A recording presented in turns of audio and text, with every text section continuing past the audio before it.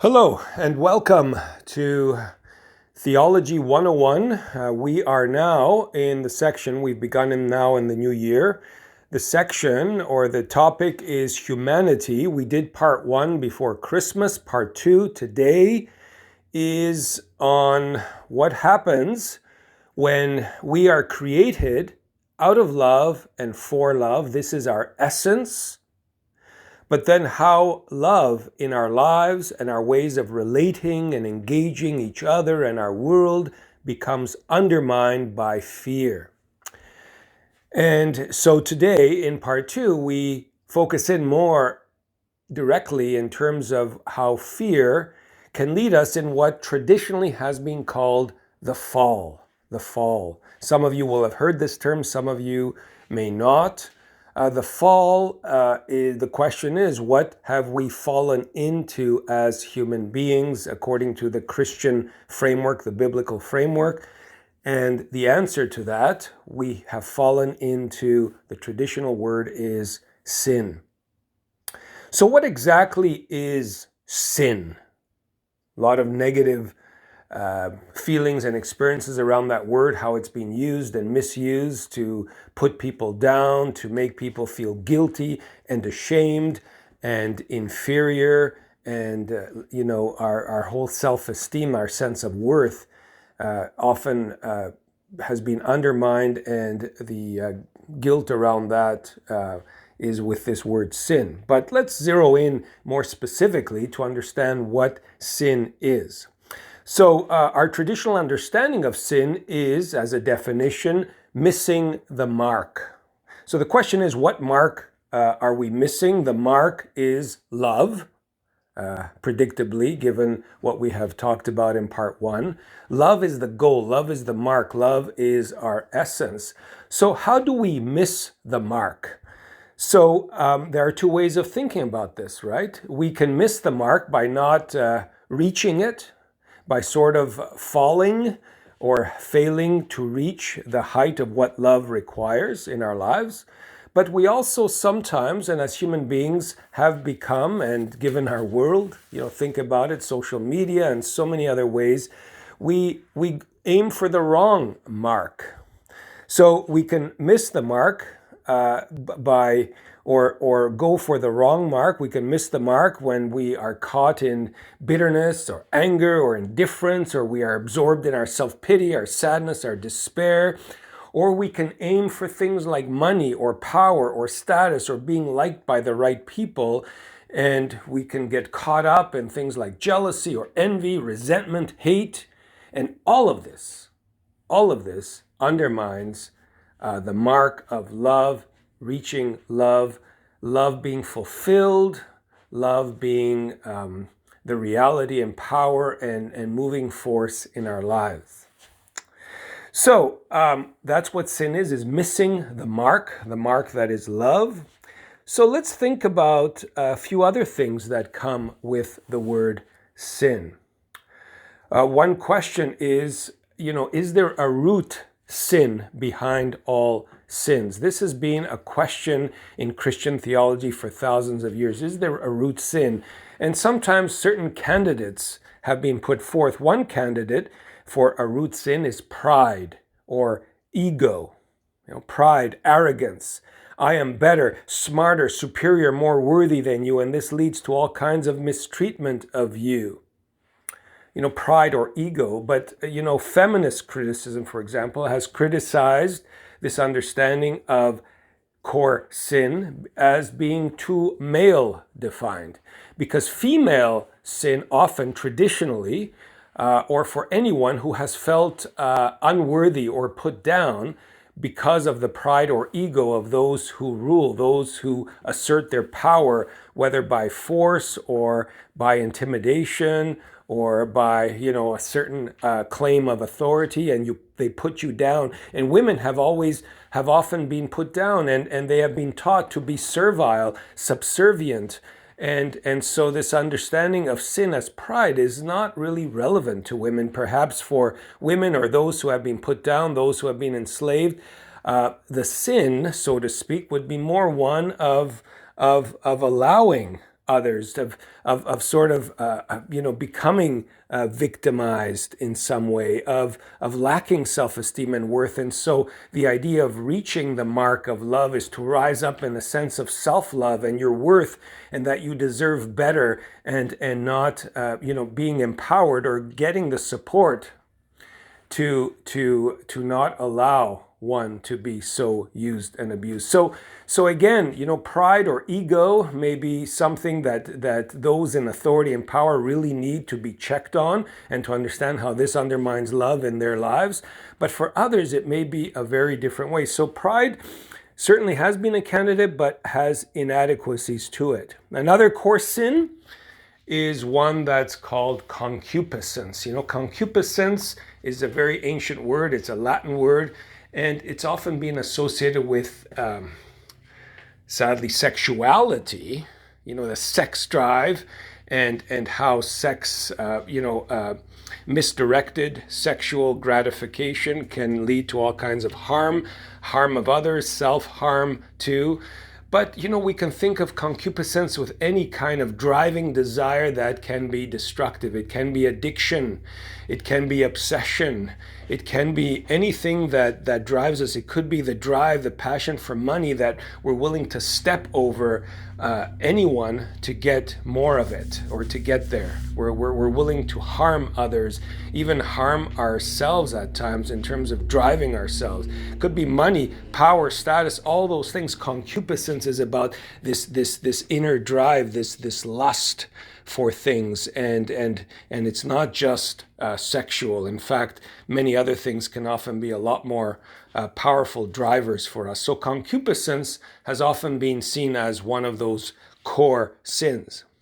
But still another one that I think is perhaps more primary, and I've already suggested this in part 1 of our treatment of humanity, is the whole idea of fear. And fear is a driver behind some of these other candidates for core sins, right? So think about fear behind pride. Why do I need to be superior to you? Why do I need to have authority or control over you? Why do I need to put you down? And, what am I afraid of? Am I afraid that underneath it all, there's a certain emptiness or unworthiness in myself? Think about all the narcissists in our world. Think about the ways in which people, what are you afraid of? That is a core question all of us need to ask ourselves. Likewise with other ways, think about some of the strong emotions like anger and rage and hate. Why are we afraid of the other? What are we afraid of when these things function? Anger is a wounded self. We're wounded because we care. We've been abused, or people we care about have been abused. And we stand up, and our anger it can be destructive, or it can be something that causes, leads to change. But again, we need to think about how fear functions in our lives in that kind of core way. If you read the written submission for this part, the file on humanity part 2, you'll get a much more organized discussion of some of these themes. But this podcast is a little more open-ended. Finally, there are a few other ways to think about sin. The great theologian Augustine of the 4th century, he was influenced by Plato, and Plato's understanding of God as the ultimate good with a capital G, and everything in creation, everything that is made, if God is creator, then it has to be good, because God cannot be the author or creator of anything evil or sinful. So all that is made, all that is created is good. So then how does evil or sin come from? And so the doctrine that Augustine, following Plato, came up with is one that's called privation. So in a sense, sin or evil is like a parasite. It corrupts everything that is in its core good. So even strong emotions like anger or hate, everyone, every human being, every every reality is in its essence pure and good, but it becomes corrupted, whether it's by influence, whether it's by some mystery. Why do people become monstrous and hateful and abusive and violent? What is it that has been corrupted in them? What has been destroyed in them that in essence could have been pure and good in and of itself? Everyone is born an innocent, pure child, with infinite promise. And yet what happens, right? So this understanding of privation is actually a very powerful doctrine, and it protects us from saying, everything in creation is beautiful and good. There isn't anything that's essentially evil, but it becomes evil through terrible influence and some of those dark mysteries of why people and things become so destructive, right? So again, a very powerful understanding of how sin comes to be. Finally, and perhaps most controversially, we have this understanding, or this word, this term called original sin. Some of us may have never heard of this word, but many of us have. And it's got a lot of negative connotations because it gives a sense that, humans are essentially evil. And unless they're redeemed by God through Jesus, they are bound to hell because, original sin means it's something stuck to you from the time you're born, right? This is an unfortunate way of looking at it. The idea behind this, which is very incisive, is that there's a tendency in us. The great theologian Reinhold Niebuhr would say, sin is inevitable, but never necessary. Niebuhr loved to offer these paradoxical truths. Both sides are true.